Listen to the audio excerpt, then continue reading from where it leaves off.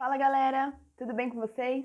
Eu sou a Bruna Cordeiro, consultora financeira aqui na Turrico, e hoje a gente trouxe um tema que a gente vem falando aí aqui nas nossas redes sociais, referente a comprar um imóvel ou então alugar um imóvel. Vai ser um conteúdo mais técnico, então a gente vai trazer para vocês aqui alguns cálculos que vão te ajudar na hora de decidir o que vale mais a pena, entrar em um financiamento ou alugar o seu imóvel. É importante dizer que aqui a gente vai trazer uma perspectiva do imóvel como moradia e não como investimento. Aqui nas nossas consultorias, a gente sempre diz aos nossos clientes da importância de você analisar os pontos positivos e os pontos negativos das duas opções, né? Isso colocando em perspectiva não somente os cálculos matemáticos, mas também o seu desejo e o seu sonho. Afinal, o dinheiro é o fio condutor que vai levar a gente a realizar aquilo que a gente tanto sonha. Então, para que a gente possa começar essa análise, eu vou fazer aqui para vocês 3 perguntas que você pode responder agora, pausando o vídeo, ou então você pode anotar e responder depois, tá?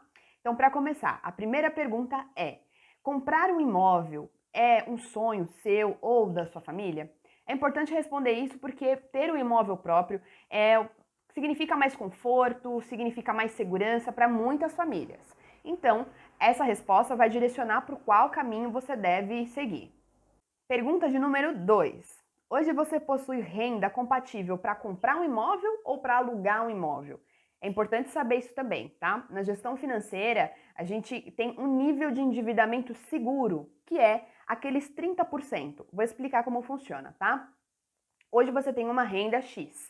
Quando você vai fazer um aluguel, que é o valor que você vai pagar mensalmente, ou quando você vai fazer o crédito imobiliário, que é o valor que você vai pagar mensalmente também, essa parcela não deve ultrapassar 30% do valor da sua renda, tá? Então, aí você entende em qual cenário você se encaixa.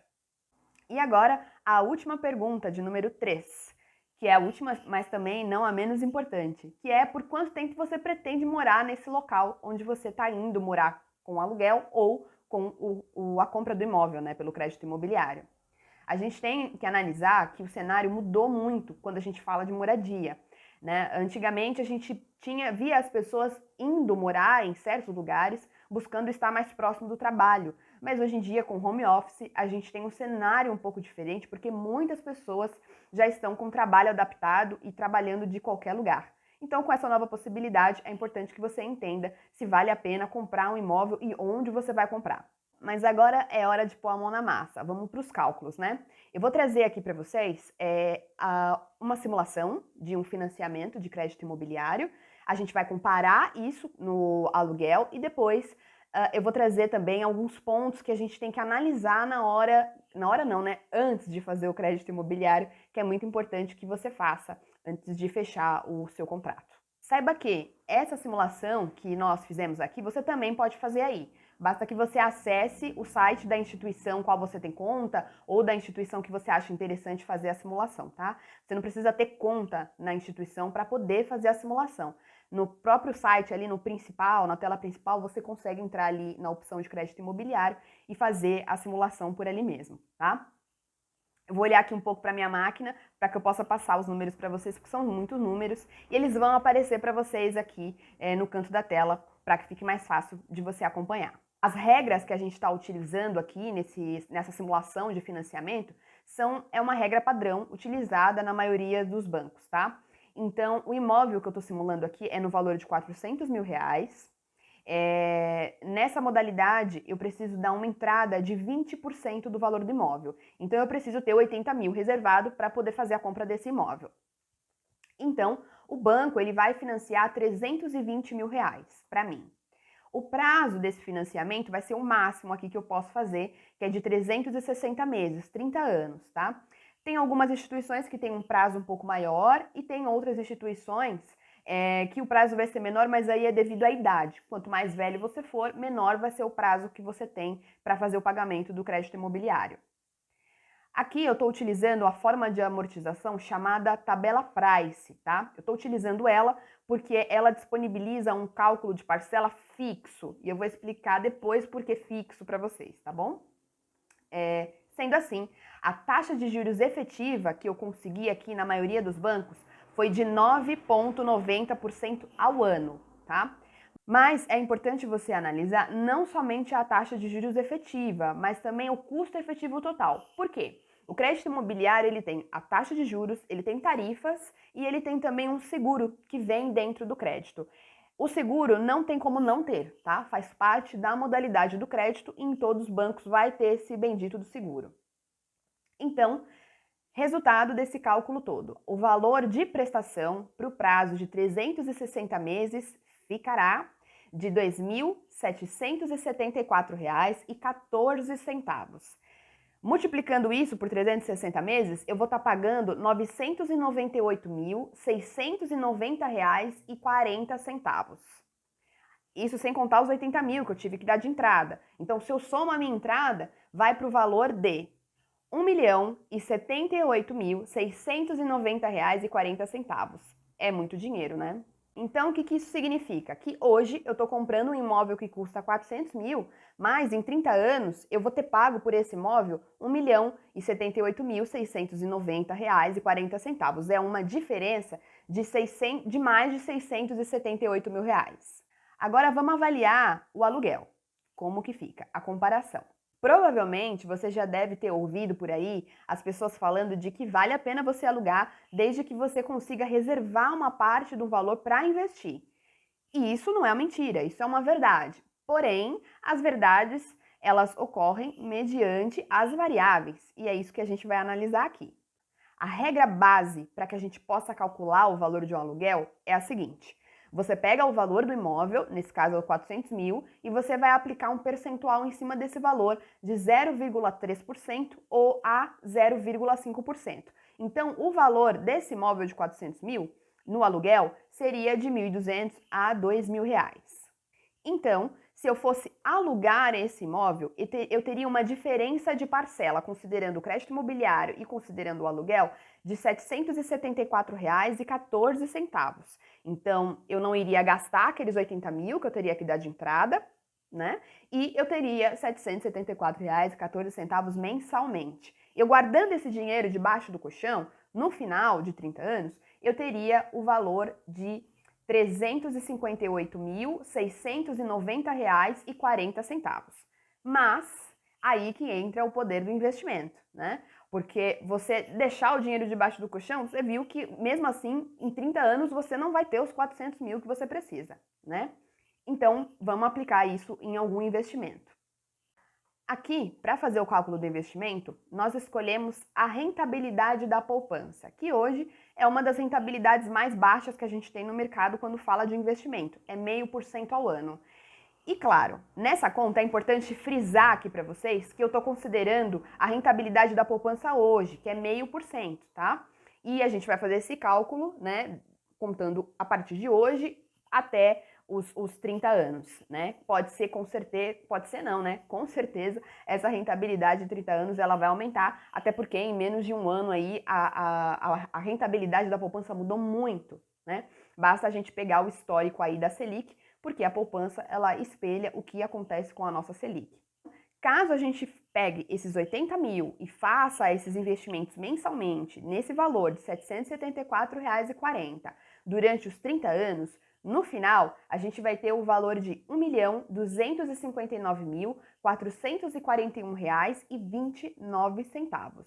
Aí a gente pega essa foto e aí você vai olhar essa perspectiva e falar assim, poxa, vale muito mais a pena mesmo. Eu vou alugar um imóvel pagando esse valor, a diferença eu vou investir, não necessariamente na poupança, hein? Que eu tô só calculando aqui na poupança para vocês terem uma ideia. Mas só a rentabilidade da poupança, que é uma das mais baixas, já te entregou um valor muito superior ao que você teria que pagar ali, despender no seu financiamento, né?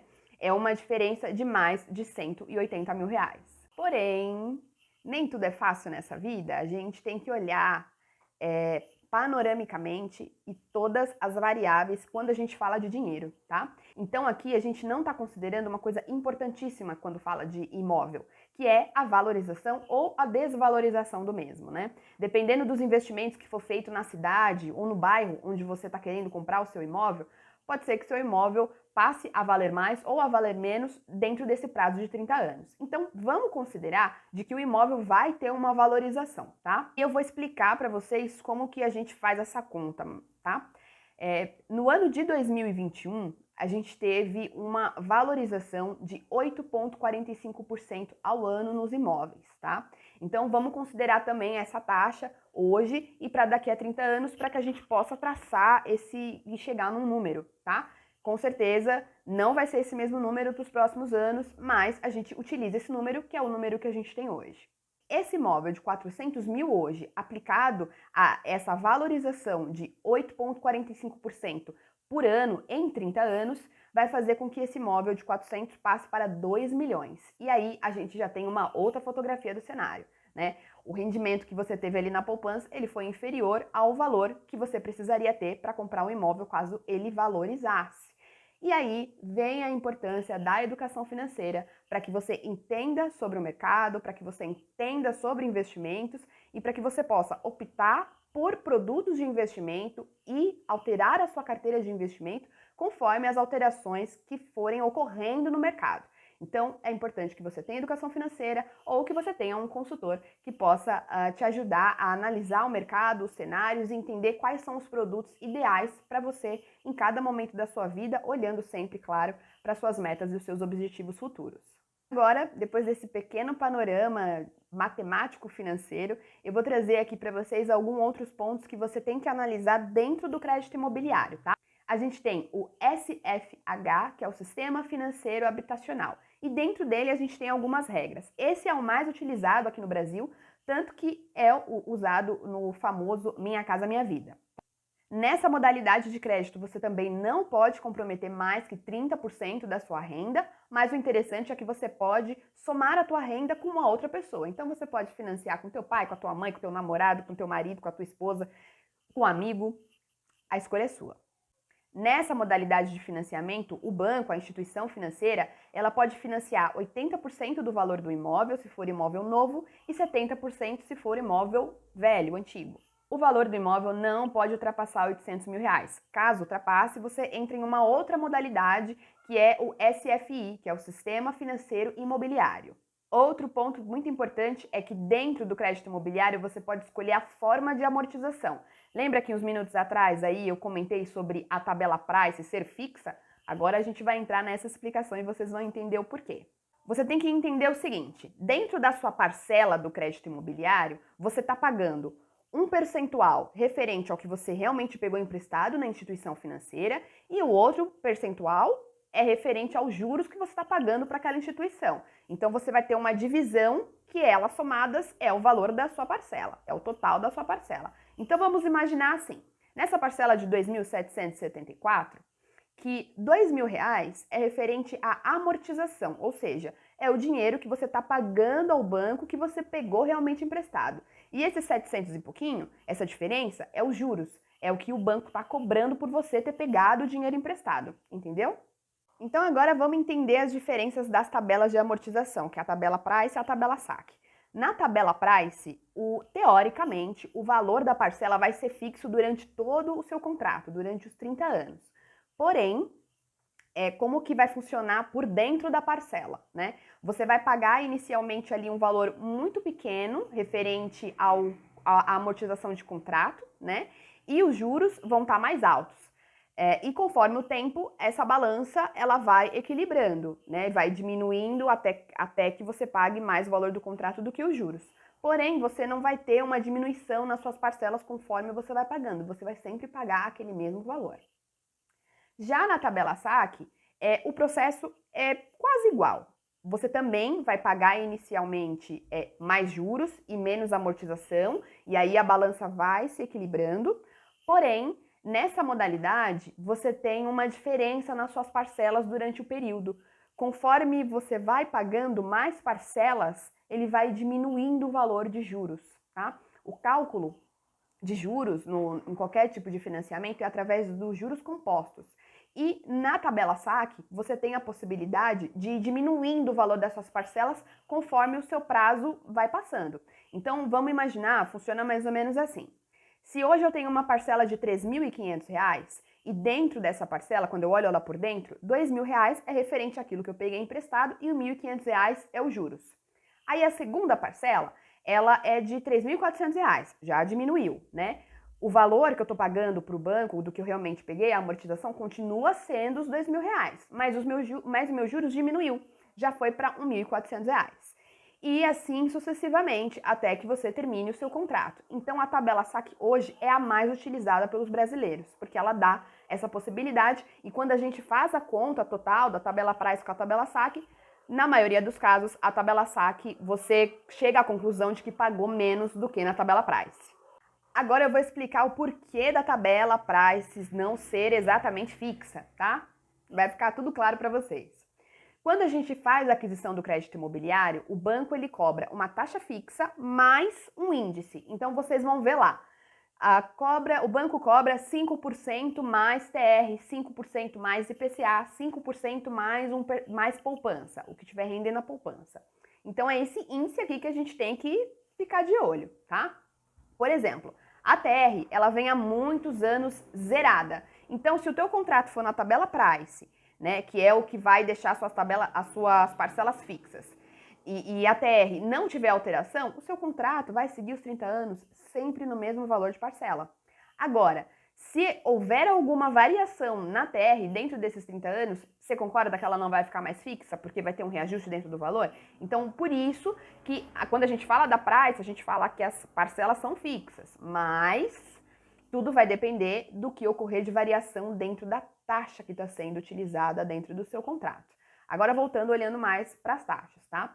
Outro ponto, por que é importante olhar para isso? Por exemplo, os créditos imobiliários com a utilização do IPCA é algo novo. Eles começaram aí em 2019. Lá em 2019, o IPCA, que é o índice que mede a inflação aqui no Brasil, ele estava em 2%. Agora ele já está em 2 dígitos, está em 10 para cima. E a gente não está vendo ainda a perspectiva, por mais que o governo tenha feito todas as alterações e vai continuar fazendo, a gente ainda está com uma inflação muito alta. Então você imagina, quem contratou o crédito imobiliário lá em 2019 e que está pagando o contrato hoje, ele já teve um salto aí no valor da parcela.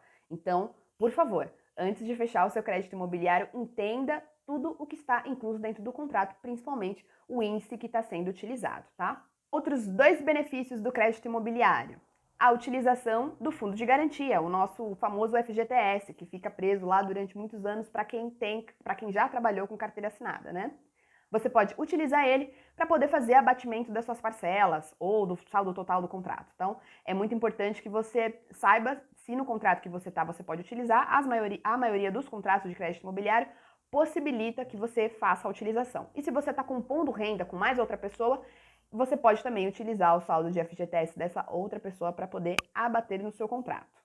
Outro ponto também importante para a gente ter aqui o conhecimento é referente ao subsídio habitacional. Como eu disse, o famoso Minha Casa Minha Vida, né? Na prática, como que isso funciona, né? Você vai entrar lá em contato com a Caixa Econômica Federal, que hoje é a instituição que disponibiliza a utilização do subsídio, né, habitacional. E aí você vai entrar com toda a documentação. Se você for aprovado e você estiver dentro dos requisitos para utilizar o benefício, o governo vai disponibilizar uma verba para você para ter um abatimento no valor do contrato. Então, na prática, é como se eu estou ali querendo comprar um imóvel de 400 mil e o governo me desse um subsídio de 20 mil reais, por exemplo. E aí o meu imóvel de 400 passaria para 380 mil reais e eu entraria com o processo de crédito imobiliário normal, assim como eu expliquei ali em cima como funciona para você adquirir o crédito, tá? Agora você deve estar se perguntando, tá bom, mas e aí? O que vale mais a pena? Comprar, alugar? E aí, gente, eu vou trazer para vocês aqui 2 respostas. Vale a pena você comprar o imóvel se esse for realmente o seu sonho, o sonho da sua família.